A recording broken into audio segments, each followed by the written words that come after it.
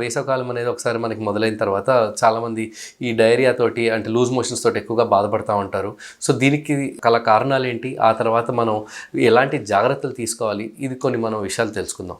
ప్రైమరీగా చూసుకుంటే వేసవికాలంలో మనం బయట తాగే వాటర్ అయి ఉండొచ్చు, లేదంటే మనం బయట తినే ఆహారం అయి ఉండొచ్చు. వీటిని సరిగ్గా మనం వెయిట్ చేసుకోకుండా తిన్నా, సరిగ్గా కుక్ చేయకుండా తిన్నా పర్టికులర్గా మనకి డయేరియా లూజ్ మోషన్స్ సోకే అవకాశాలు ఎక్కువగా ఉంటాయి. సో రోజుకు ఆల్మోస్ట్ 5 నుంచి 15 సార్లు దాకా లూజ్ మోషన్స్ అవ్వడం, ఇది ఒకటే కాకుండా కడుపులో నొప్పి రావడం, వాంతులు అవ్వడం, ఇలాంటివన్నీ ఎక్కువగా జరిగే అవకాశాలు ఉంటాయన్నమాట.